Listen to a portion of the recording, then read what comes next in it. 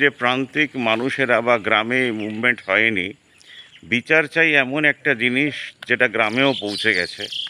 সাধারণ একটা জিনিস আপনাদেরও ভাবা উচিত যে ভারতবর্ষের মানুষ এখন মোবাইলের দ্বারা পরিচালিত এবং কানেক্টেড।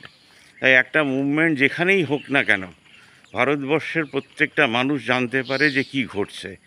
তবে না আজকে আমাদের এই মুভমেন্ট সার্বিক হলো, বিশ্বজনীন হলো।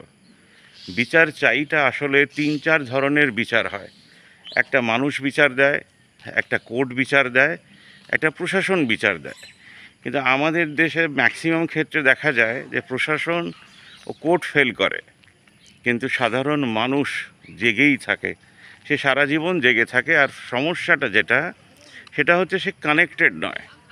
আজকে সেই পথ আমাদেরকে বার করতে হবে। গ্রামের মানুষ, শহরের মানুষ, প্রত্যেকটা অঞ্চল যেন কানেক্টেড থাকে। একটা চ্যানেলের সেটাও কাজ হওয়া উচিত।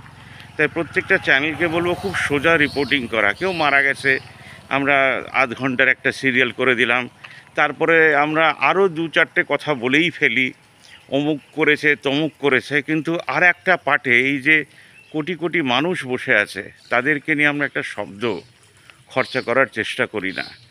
গ্রাম বাংলা, শহর বাংলা সবাই এক হয়ে গেছে। এবার শুধু আপনাদের জাগরণের পালা। যারা মিডিয়াতে রয়েছেন তাদের কাজ হচ্ছে মানুষকে জুড়ে দেশটাকে এগিয়ে নিয়ে যাওয়া। ধন্যবাদ। একটা দিন কাটিয়ে আবার চললাম বাড়ি, গ্রাম থেকে শহরের দিকে। আমাদের পৃথিবীর স্পিড কি সেটা আমার জানা নেই, কিন্তু যেটা জানা আছে যে শহরে যাচ্ছি আমি, শ্রীরামপুর, 9 থেকে 10 লাখ লোক থাকে। তারা সেখানে এমন কোনো সংস্থা নেই যে মানুষের পাশে দাঁড়াতে পারে। মানে ধরুন আপনি হসপিটালাইজ হলেন, আপনার 8 লাখ টাকা লাগবে, আবার আপনাকে আবেদন করতে হবে। সেই আবেদন দেখে কিছু মানুষ দাঁড়াবে বা নাও দাঁড়াতে পারে। সেটা সত্যি কি মিথ্যে সেটাও বলে যাবে। আমরা বাঘের পাশে দাঁড়াতে পারলাম, গাছের পাশে দাঁড়াতে পারলাম, হরিণের পাশে দাঁড়াতে পারলাম, কুকুরের পাশে দাঁড়াতে পারলাম। একটা সংস্থা করতে পারলাম না যেটা মানুষের পাশে দাঁড়ায়। তাই আবেদন রাখবো সবার কাছে, 2020 লকডাউন, 2024 অভয়া, 2012 নির্ভয়া, আর 2011 বা 12 কামদুনি, এই কটা ঘটনাকে যদি একসঙ্গে বাঁধেন, এর ভেতরে দিনে 80 থেকে 90টা রেপ হয়ে যায়। যার বিচার হয় কিনা তার বাড়ির লোকেই জানে না। বছরের পর বছর, বছরের পর বছর সে ঘুরতেই থাকে।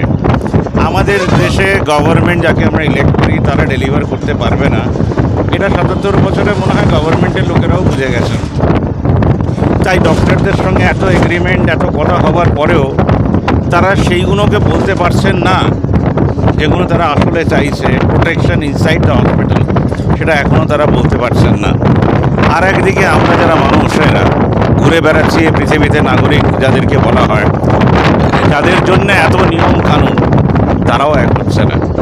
পুজোর আগে প্রতিজ্ঞা করুন যে আপনার পাড়াতে কিছু মানুষেরা এক হবার চেষ্টা করবেন, নিজেদের নিয়ম পদ্ধতি মেনে তৈরি করে। বা ভাবনামুখকে দেখতে থাকুন, লাইক, শেয়ার, সাবস্ক্রাইব করুন, কিছুটা হলেও উত্তর খুঁজে পাবেন। আর 10 ডিসেম্বর যারা চাইছেন দেশের মানুষ এক হোক, সুজাতা সদনে আসতে ভুলবেন না। সকাল 12টা, ভবানীপুর, যতীন দাস মেট্রোর একদম কাছে। ধন্যবাদ।